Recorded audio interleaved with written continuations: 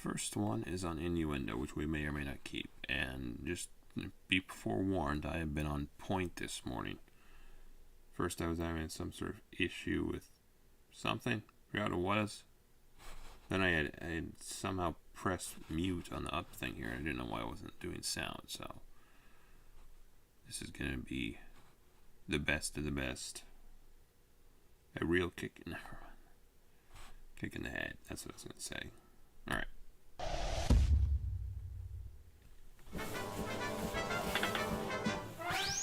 Innuendo is only really pleasing when not everyone gets it. It's funny when it's ambiguous, when it's acting as a code, when some listeners... Oh, we're skipping this, I just noticed. Never mind.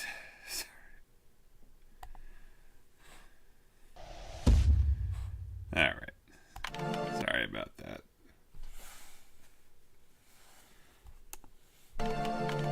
Should have known they would pull something like that. It's funny, but yeah, a little bit crude. Not like I have enough crap in my head.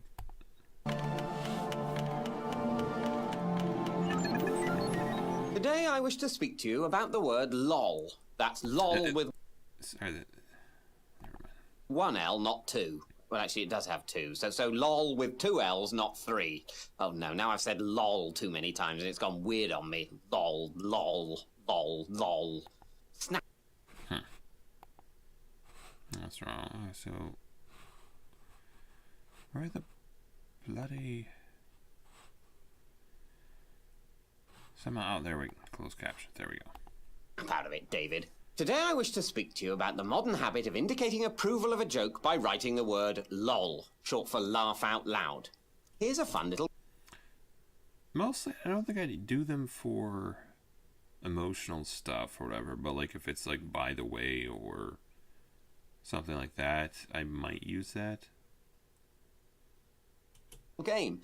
Guess whether you think I'm for or... Sometimes they'll use you, just like the letter U to describe that. You or your. against this little innovation. Are you sure? Have you adequately explored the possibility that I actually think it's charming and harmless, and am about to launch into a staunch defense of it? No? Quite sure? Ah! Then you have walked right into my trap, Mr. Bond, because actually I do approve I of should use that. You've walked right into my trap, Mr. Bond. it, and I am about to defend it. I mean, God knows I'd never use it myself, but I do think that, unlike much of text speak, it fulfills a useful purpose for which there was previously no word in the English language, and thus earns its place. Well, it's kind of interesting to note that I feel like most of the stuff didn't really, like there were contractions, obviously, but most of like the lol, whatever the crap, didn't become a thing until text was around. And maybe that was because like initially texting required you to scroll through 3 letters and then pick the one you wanted. So it was maybe even more laborious than just writing a thing out. But also maybe just people got lazier, I suppose. Because the meaning I take from the word lol is, I acknowledge that you have made a joke and wish to express my enjoyment of it. And that's an excellent and compact way to say that thing. Because otherwise, what are the options? Very funny? Ha ha? Most amusing? Written down, they all look sarcastic. That's the beauty of... That's kind of true.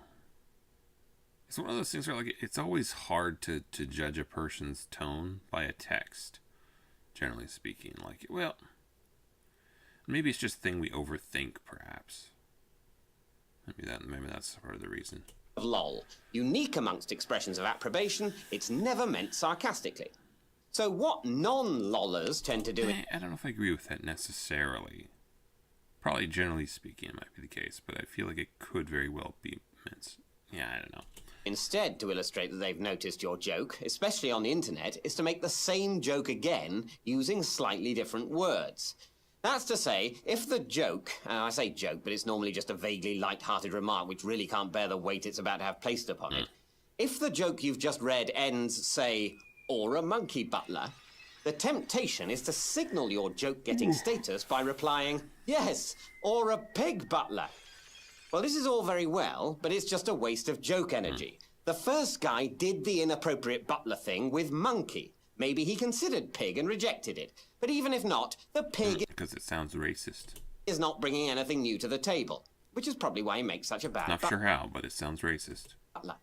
Plus, it creates a new joke-ish, to which the original Joker must now presumably respond. I've awoken to these sorts of things in society. No, just to be fair, it feels like the term "I've awoken," like the term "woke," as it was originally intended, is right up there with Clavicular's like ascending thing. I see the real world for what it is. I see it like, yeah, sure you do. Schizo. Yes, or a goat butler. And there you are, locked into an unstoppable spiral of naming animals who would make bad butlers to one another. And since this category includes all animals, with the possible humorous exception, but not actual exception, of penguins, you'll be there a while. Much better, surely, to respond with a brief, untiring lol, and thus register, I realise that when you suggested that a monkey could be a butler, you had your tongue somewhat in your cheek.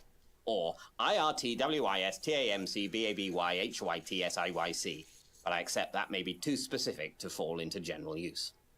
Oh, but don't, by the way, assume that I'm therefore fine with smileys, too. I'm unfine with smileys. Because people often make a similar defense of smileys, that they do I kind of like emojis, to some extent, at least. something for which there is not otherwise a clear written linguistic signal.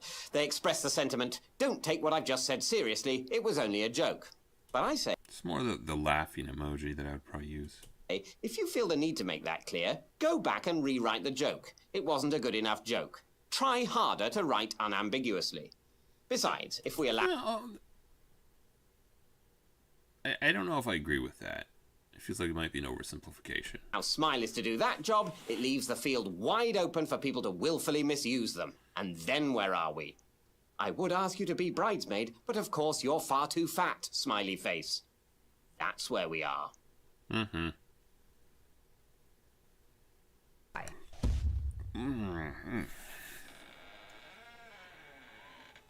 If you watched the previous two of these with the diligent care which I request and require, you will be fully warned against the folly of trying to express I don't know if we're watching them. So, your uniqueness either in your stag night or your wedding. Now we come to the big one. There may well come a time when you and your partner seek to launch a new type of person you have created. To do this, you'll be required to come up with a name for them. Unless you're a writer, a shipwright, or an IKEA furniture designer, you may well never have been required to name a thing before, bar the odd pet. It will seem like an enormous decision, and one to which you ought surely to bring a little of the creative. so I'm assuming this one is Basil or Russell, maybe. Jeremy. Lily. Activity for which you are so admired amongst your friends. After all, you yourself are a wildly unique and special person, and so, to a lesser extent, is your partner. Naturally, you may think the result of a union Nice. between two such unusual or unique individuals requires an unusual or unique name, so that everyone they encounter will immediately understand the levels of one-of-a-kindness they're dealing with here.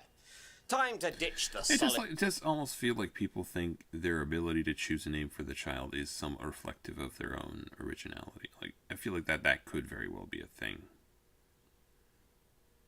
There might be a lot of pressure surrounding that whole scenario. Workaday Toms and Sarahs and search... I'm pretty sure that one's Muhammad. Which, to be fair, it's England, so hey, could be a thing. Instead, the baby books, obscure apocryphal gospels, and... How come you're not able to... Never... It just occurs to me you're not able to, like, make images of Muhammad or something like that, right? But you're allowed to name people after him. Local takeaway menus for something appropriately bespoke. Do not, under any circumstances, do this. For a start, names aren't fundamental. Jez? I got this. Like, did they change this one? Alright, this is 122. That's Jeremy. That was Jeremy a second ago. Now it's Jez. Fundamentally, and I know I'll get angry letters from branding experts on disgustingly over-designed writing This is paper now for saying Richard. this, but I'm still, pretty sure that was Muhammad. they're not fundamentally very important. It's amazing what you can get used to in a name.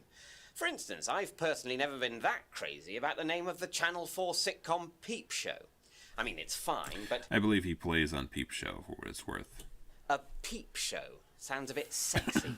And taken along with the late-night slot on Channel 4, the first-time viewer would not be unreasonable to expect titillation. Just FYI, it's not that sexy. Oh, I only didn't really watch a lot of it, but it's not really it's not a porno. It's just kind of a little bit like raunchy British humor type stuff for the most part. Which seems to me writing a check with the title, which the content of constant footage of two pallid men in their 30s aging in real time. That's actually kind of one of the interesting things about it, I believe, was the way it was shot, because it was mostly shot from like a first-person angle where you're, I believe he says Mark and Jez or something. You're seeing things from their perspective, where they're looking at each other or looking at other people, and that's kind of how the whole thing is shot, which is kind of interesting. A little bit novel. Will emphatically fail to honour. Why not follow the example of Frasier or Fawlty Towers and call it the thing that's the I want to get into Frasier at some point here. main thing in it? In Peep Show's case, I suppose Mark and Jez, or the two men. But, as I say, it doesn't really matter, because as soon as you get used is that why it says Jez now? to a name, you Maybe? stop I don't noticing know. it altogether, whether it be mildly misleading, like Peep Show, or wrenchingly clunky and awful, like Have I Got News for You, or Strictly Come Dancing. Ridiculous and off-putting. Now I have to look up Strictly Come Dancing. It never occurred to me, like, what the Harry is that? The first few times you heard them, but now simply the name for that thing, as unremarkable as the 6 o'clock news or Gardener's World. But people, unlike TV shows, are not simply unveiled Moon something. It's a strange one. once and then allowed to seep into the national consciousness. It does feel like there were a lot of, like, kind of weird, etheric type, I don't know, just names in the maybe 2016 to 2020-ish or something. There were people naming their kids, like, really weird names. People have to introduce themselves again and again at every stage of their lives. All the more vital to support. That's what you think, like, getting a t-shirt is kind of cool or something because it might be a conversation starter or something. It just really isn't. It's kind of a little bit of a parallel case where it's just kind of, okay. It was fun the first couple of times, but now I just want to stop wearing the t-shirt more or less. That's why I have an Angry Birds t-shirt, and people kind of always ask or something if I, like... It's just a t-shirt for the most part. I used to play Angry Birds, but, you know. Express your understandable, but ultimately vain and self-defeating, desire to demonstrate the uniqueness of your child. Of course he or she is unique. Everyone's unique. But take a step back, and that's as irrelevant a distinction as the one between snowflakes. The truly exceptional, the snowflake that's red, is in the eye of the beholder, and you don't convince anyone True. they've encountered it just by naming your child Sunshine or Space Vixen. Or indeed Snow. Well, admittedly, there are some, like, characteristics that make certain people unique to everyone, but I feel like, I think I've said something like this before, but it feels like the longer you know a person, the less how they look really matters, and the less you really think about it. I imagine if you were asked, like, whether or not your parents were good looking, like, not attractive, but just objectively good looking, I don't know if you could answer. Like, I literally could not tell you if my parents were, like, conventionally attractive or not. They're just kind of, like, I've never really thought of them in that scenario or in that light, and I've been around them for so long that it just doesn't really matter that much anymore. So, like, I don't know how exactly that happens, but it feels like it's just kind of the way it goes. Snowflake. It's bad enough for people with mildly unusual or connotation-laden names. Everyone has an idea of what a Tarquin is like, and that I assume he means gay or something like that. I don't know what the stereotype is in England. must be a millstone round the neck of all the Tarquins who aren't like that, and whose friends constantly have to explain he's called Tarquin, but he's actually quite a normal bloke. Whereas normal bloke Maybe fastidious? Is that the right word? attitude, or rather a certain pressure-relieving colourlessness, should surely be what parents are aiming for. To do otherwise seems arrogant, controlling, or just plain cruel. There's kind of a weird kind of juxtaposition in that people seem to want both to stand out on certain levels, and they also want to fit in. Like, they do want to assimilate to be part of the group. So it's a little bit weird like that, where people maybe, yeah, I don't know. I feel like the older you get, perhaps the more you just want to fit in and, have friends and whatnot. Maybe when you're a kid, if you're, I guess I don't know. I do feel like that is maybe an instinct that fades with time, that desire to be unique. Perhaps. Maybe, forget all that. It's kind of speculation for the most part, I imagine. Why give or make up a name which will ensure everyone who first meets them will have strong preconceptions about them when there are so many names to choose from with little or no baggage? Except for all our own private irrational feelings that say Simon's a self-absorbed, Andrew's a short, or Lisa's a trouble. And see, I have wondered if some of that just originates from the fact that you know a person like that. Sorry, I'm just looking at these now. Moon Unit. Ringo. Okay. Oh, and there is a Tarquin. I wonder if that was that way before. Diphtheria is deadly. Immunization is the safeguard. I completely forgot where I was going. Give me a second. Simon's a self-absorbed. Oh, yeah, I was saying, I feel like sometimes that fact that you, like, knee-jerk associate blank virtue or bad thing with such and such a name, it's just because of who you know, or maybe how you've seen that person with that name portrayed somehow. I don't know. Like, I wonder exactly how that happens, because you could think of someone with a, kind of weird name or something. You might just have like a snap. This is what that person's going to be like. I'm not for sure exactly what all goes into that. Andrew's a short, or Lisa's a trouble. And picking such a name certainly doesn't mean your Lisa's our child is condemned to stolidity. After all, a Richard can always become a Ringo in later life, if he wishes. But then again, a John, Paul, or George can stick with their stolid, colourless names and not noticeably suffer from... See, I feel like you could very easily just give your child a normal first name by which they could call themselves, and then like a different or unique middle name or something like that, where they don't have to go by it, but they can if they want to. Or like you said, I guess you could just give them a name that they can change the whatever of. They can alter it a little bit to be a little bit more pizzazzy, unique. Failing to be called Jongo, Pongo, or Jingo.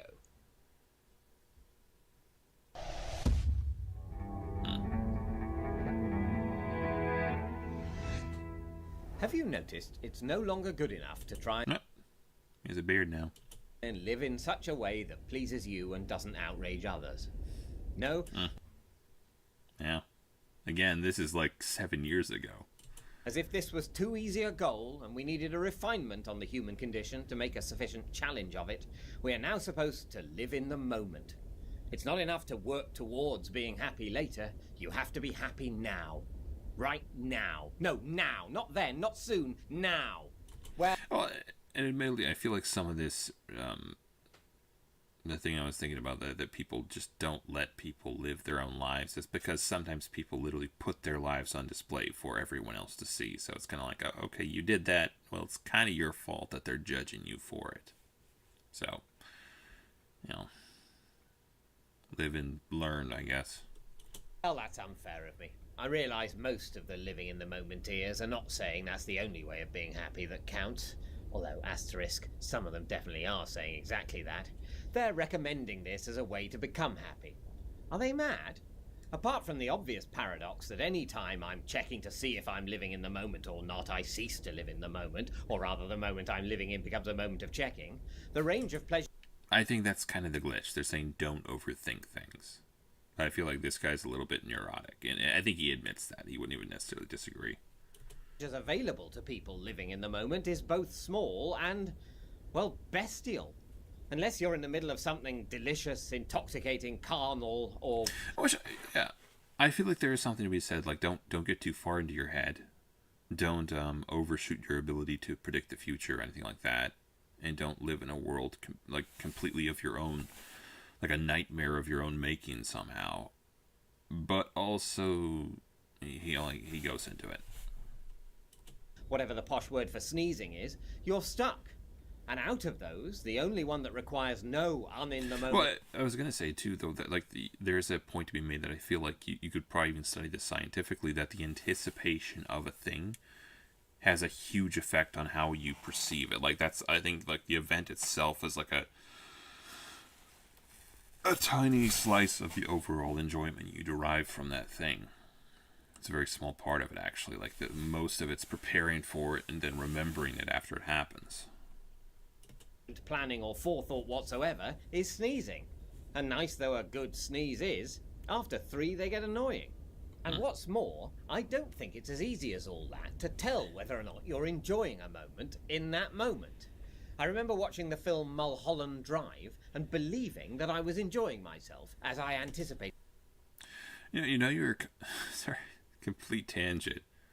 I was just remembering last night, I think I had some sort of weird dream where I'd done a video and I was reviewing it, and somehow I completely missed putting my thingy on the screen. It's now replaced in my psyche the old, stuck in school thing, I suppose. I don't know. Did the dramatic Now, sometimes if I've been playing a video game too, I'll almost dream in video game form. That's kind of interesting. ending that would cleverly resolve and make sense of this intriguing mystery. But there wasn't one. It just sort of stopped. And once I realized that, I had no choice but to retrospectively downgrade what I had thought had been my enjoyment in the moment. And I feel like that's kind of a problem in like maybe the mystery box kind of genre. That a part of the enjoyment is that this is actually, there's a huge debate over the whole like binge model in certain circles. There's a huge debate over the whole binge model versus weekly release. And I feel like this is a huge part of it, that people's brains, like, the weekly release allows people to anticipate and allows their brains to go crazy trying to come up with what's going on, what's going to happen next, whatever, right? And a part of that is that they don't allow you to see the next part, right? A part of that enjoyment you derive from the series is the fact that you're just trying to theory craft and come up with what are they going to do with blank storyline or blank character. Are they going to kill such and such a person off, or this is going to be arc they're going to go on? And that is kind of part of the enjoyment. But, drawing this back to the notion of mystery boxes, the entire premise is that there's something in the box, and it feels like if you don't pay that off well, it kind of kills the enjoyment, like the retroactive, like maybe it says like the retroactive enjoyment of it is like, okay, well, I kind of enjoyed it because I thought it was leading somewhere good, and now it's not. You sick pervert. Spineless ne'er-do-wells. Because look at that can be the reaction very easily. That's actually, Blacklist, I feel like, was kind of in that category, because for a while you just thought like, oh yeah, he's somehow Katerina Rostova's father, with regards to the main anti-hero, I guess. James Spader's character. Who is he? Raymond Reddington. You think for a while, oh, he's going to be Katerina Rostova's father or something like that. He's Raymond Reddington. And then it just got like really weird double cross, like a swastika. Sorry. But no, it just got into the, like, it feels like they just didn't really know what they were going to do with the character or what would have made sense, where it feels like if they would have just literally just stopped at, okay, he's Raymond Reddington, he disappeared after some accident or something like that, and then blah, blah, blah, blah, blah. Right? That's it. There's even some sort of weird things where he's actually a trans, like, Katerina Rostova's mother. Somehow. Like, I don't know exactly how they actually ended up ending it. I just prefer to think of that, yeah, he's her dad.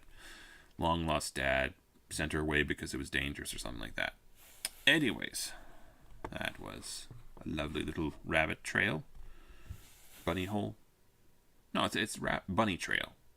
That's the phrase, right? My enjoyment was predicated on it amounting to something. It was an IOU to be redeemed at the point of pleasurable revelation, by which I think that's part of it. Your brain is doing a lot of the work in that scenario. And just thinking, you're just going crazy, just thinking of what all this could end as. But the lesbian sex scene. And as there was none, the IOU was never redeemed. Terrible pause. Therefore, I hadn't enjoyed myself. Where this is really starkly obvious, of course, is sport. Of the 3 big matches Andy Murray played this year, the one I enjoyed most at the time, by a country mile, was his last Olympic game, where he went into the lead early and stayed there until he won. The one I think I enjoyed most now is the US Open, where it was touch and go for hours, and then he won. Much more exciting, which is why I value it now, and hated it at the time. Because at the time, I had no way of knowing that the moment I was reluctantly suffering through wasn't a moment on a long and exhausting journey towards defeat, like the Wimbledon final, which neither in the moment me nor looking back me enjoyed at all. At the time, when watching any sporting contest in which I'm partisan, I don't really watch sports that much, but I could very easily imagine it going this way. I don't have the faintest idea if I'm enjoying myself. My dominant emotion is, I really hope my team wins, so it will turn out later I'm enjoying myself now.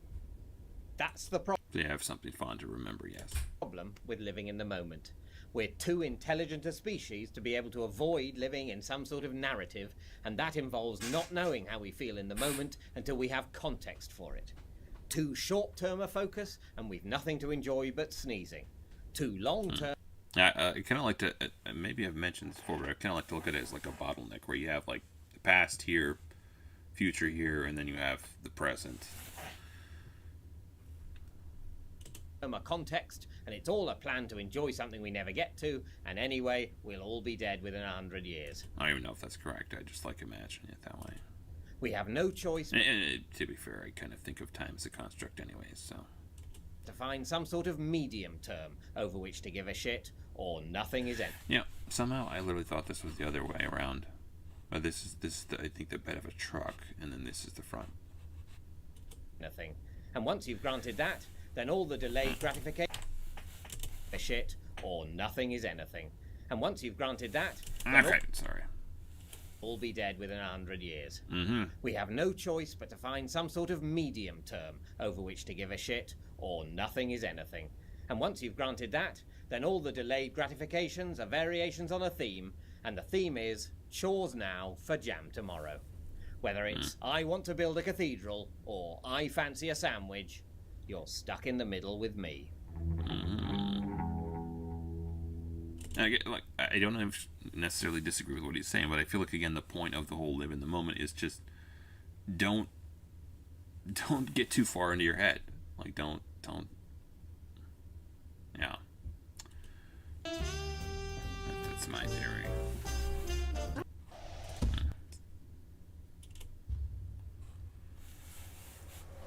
There's no good way to miss a train. Or rather, there's no good thing to do in the moments after missing it. There's no need to do anything. But most of us feel compelled to do some acting. The sort of acting a lot of people do is to try and pretend that they weren't really trying to catch the train at all. That they just happened to be having a Can't relate. Never tried to catch a train. bit of a jog in its vicinity and decided to canter to a stop coincidentally at around the same time as a train leaves. It does feel like that. I think part of it might have to do with the fact that it's almost like you're putting yourself in kind of a vulnerable position where you're kind of like, oh, I want to catch the train. And vulnerability is something that, like, especially in public, you don't really want to look or behave vulnerably. Like, the same notion kind of applies to crying in public. It's not really something you want to do. I feel like that might be some of the backbone behind some of this motivation. Not to worry, I didn't really need to catch that. I'm really unconcerned and unself-conscious, is the message such people self-consciously try to convey. But I know better than to do that. What I find myself doing instead, which is just as daft, if not dafter, is sort of over-exaggerating, or at least signalling my frustration at not having caught it. Do you know what I mean? Eye-rolling, cheek-puffing, head-shaking. Oh, the train. Damn, I was hoping to... Now I can't. Oh, me and my luck. What on earth am I hoping to achieve here? I suppose I'm trying to reassure anyone who's just witnessed my ungainly scamper along the platform that I knew I looked silly, and that I was doing it for a good, sensible reason. I wanted to catch the train. In case anyone thought I was a weird, hyperactive maniac who might run at high speed for a bit, despite coat, scarf and suitcase, and then suddenly and inexplicably stop. But no, I've done my little train missing regret pantomime now, so everyone will understand what just happened and how.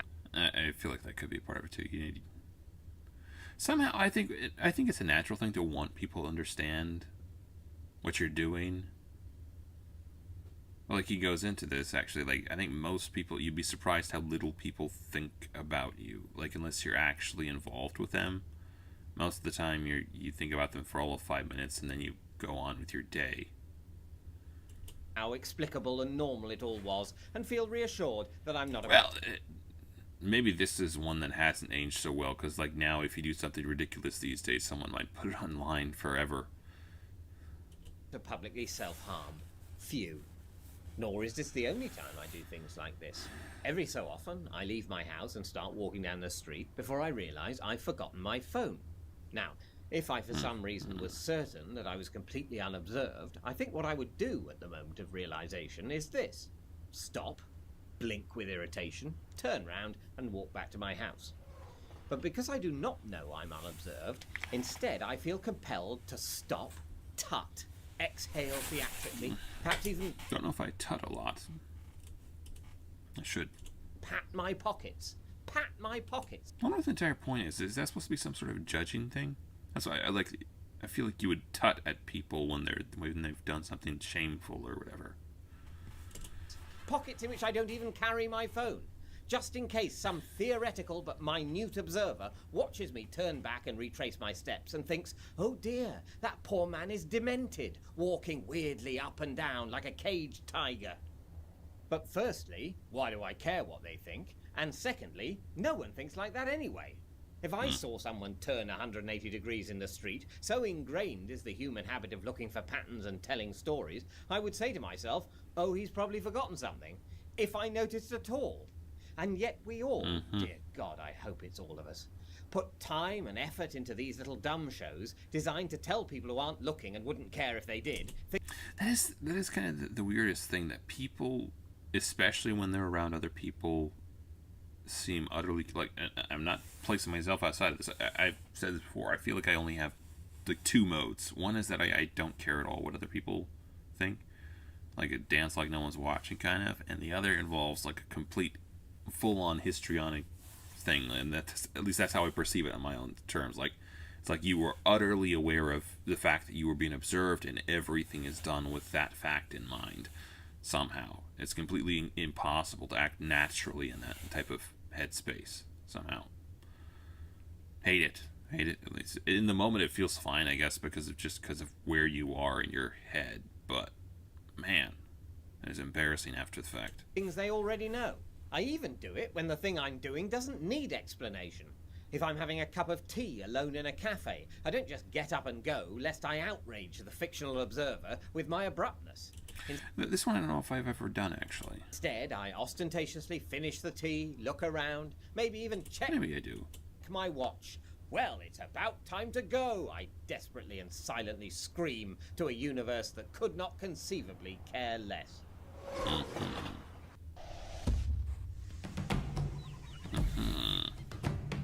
Has anyone ever finished the phrase... Sorry, this is actually... There's a song on one of their things where they're kind of making fun of people who make stage plays. And there's one where it's like just bongo, bongo, bongo. Put the white man in the pot and eat him. Tell the queen of bongo, bongo land. I'm pretty sure it was some sort of minstrel show or something. I think, just to be clear, I think they were trying to make fun of it or something, so... Wouldn't have minded, but in such a way that the... It was a weird thing where they were doing like renditions of, you know, I think Star Trek and maybe that Clint Eastwood one, the Dirty Harry one. Yeah, you have to go look it up sometime. The person listening doesn't immediately secretly think, oh yes you would, of course you... Alright. Has anyone ever finished the phrase, I wouldn't have minded, but in such a way that the person listening doesn't immediately secretly think, oh yes you would, of course you'd have minded. The whole point of this story is that someone did a big thing you minded, and then did a small thing you also minded. Certainly the small extra bad thing will have rubbed salt into the wound of the large main bad thing, but let's not forget that although salt rubbing is bad, it's not as bad as making a wound. Indeed, if the wound wasn't there, the salt rubbing would be at worst just weird, and at best some sort of exotic massage. Or the preliminaries to cooking a delicious roast chicken. A chicken who would not then be right in saying, I wouldn't have minded being killed and roasted if it wasn't for the salt massage that came in between. Nice. In particular, this is a thing people say when they've... It does feel like there's kind of just a kind of a social convention to telling stories about really bad things that happened. So I'm not like on principle just ragging on it, but I think it's mostly understood. It's kind of like if you walk up to a cashier and they're like, "Oh, how was your week?" I don't think they mostly care. It's probably policy or just some sort of social nicety. So, and for the most part, you answer in return like, "Oh, it was, all right," or something, even if it wasn't like really all right. I mean, technically you're still alive, so that's something. Been dumped. I wouldn't mind, but she did it by text. I wouldn't have minded, but he did it on my birthday. That was the worst thing. Well, the worst interpretation. This type of whatever is a type of like, oh, I'm really strong and unself-conscious or whatever, but there's just this little niggling thing that was annoying to me. Right? I didn't care about the big thing. I could stand that. It's just this little thing that annoys me, but like, I feel like that might be part of it. It wasn't, though, was it? The person you thought was excellent told you they do not think you are similarly excellent, or at least not excellent enough that they want you hanging around all the time. That was the worst thing. The birthday thing was just the shit icing on the turdy cake. This is all sounding very heartless, but I don't mean it to. I'm not saying, how dare you find a crumb of comfort to ease the misery. Sit there and suffer like a man and or woman. I just worry that if we're not careful, we'll get to a point where someone contemplating ending a relationship will feel duty-bound to sweeten the pill of heartbreak by providing a focus for anger. The mark of the truly sensitive and considerate relationship leaver will be to dump their dumpy in a... I don't think this would actually happen, but it's kind of fun to think about. It's actually kind of an interesting mental exercise that you take something that you see as being like unambiguously good and imagine or abstract a scenario in which it could be taken to a bad extent. I just find it kind of intriguing sometimes. Worth a type of investigation, type of effort. I feel like it can be useful sometimes because I feel like that's how you end up at extremes. If people are like think they're taking what is effectively a paramount virtue and just embracing it utterly, it very rarely results in a moderated personality or a well-rounded personality. It just ends up at a different extreme than the one that they were at before, seems to be. Take atheists. heartless a way as possible. That's a little bit tongue-in-cheek, but I do feel like atheists, much like maybe a person who's a drunkard, like they go from what is effectively like bad Christianity, and they don't become a more well-rounded individual with a more well-rounded perspective. They just go to the opposite extreme.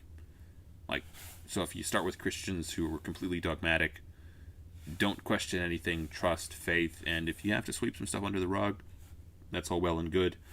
Then you have atheists who come out of that, and it feels like it's kind of a bipolar reaction to bad Christianity somehow. In any case. So as to allow them to make that the story, rather than the fact that someone they wanted to be with doesn't want to be with them. But then, of course, that will, in turn, become the accepted norm, and a deadly arms race will be inevitable in order to keep breaking new ground of suitably palliative outrage. So, anyway, she dumped me on my birthday in front of my dad, and so that she could go out with my dad, like normal. And the thing is, I wouldn't have minded if she hadn't then thrown me into a tank of sharks. That was what really stung.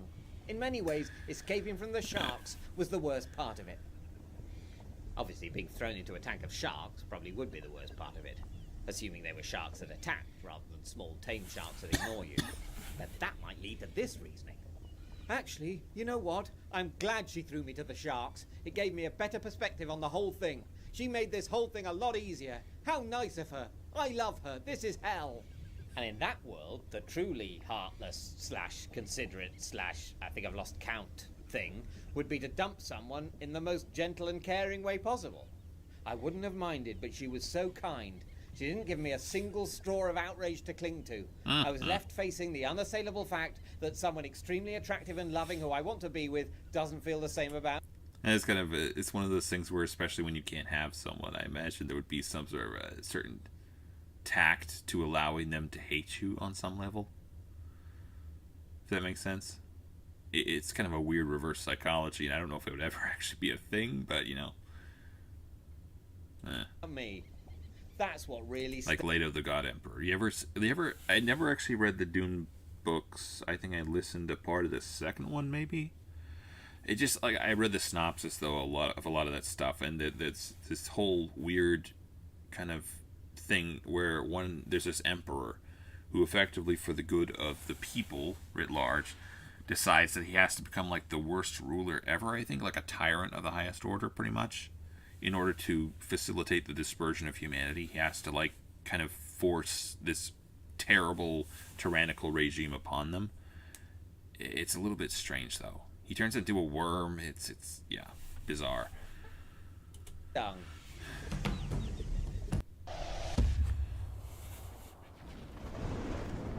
Last week, I was talking about the times when, personally, I would quite like to have less Hey, it's Burning Man. choice in, for example, hotels, doctors, or Jesus impersonators, so that I can be free to just get on with staying in. Sorry, let me rewind that a little bit. When, personally, I would quite like to have less choice in, for example, hotels, doctors, or Jesus impersonators, so that I can be free to just get on with staying in them, being treated by them, or avoiding them, respectively. And especially in areas where you don't have a lot of like ability to discern a thing, it feels like it's just nicer to just have someone else choose for you, or have some sort of eliminating factor that reduces the amount of variables. Well, these are exactly the reasons why I secretly resent being born into a country and era of freedom of religious choice. Now, that doesn't mean I don't think religious freedom is a good thing, or that I don't understand the reasons for it. That it's there to prevent small groups of people who are certain about what the hell is going on from being oppressed by larger groups of people who are also certain about what the hell is going on, and one of whose certainties is that the hell that is going on is not the hell that the first group of people think is going on. So, good. It's nice that all the groups of convinced people can get on with thinking whatever they think the hell is going on in peace and quiet. But it does leave those of us who have no idea what the hell is going on in an awkward position. It kind of gets a little bit weird here. Not like weird, it's just like with him continuing to say what the hell is going on. Yeah, it's a little bit like I kind of lose track. Because these days we're expected to work it out for ourselves. Well, how?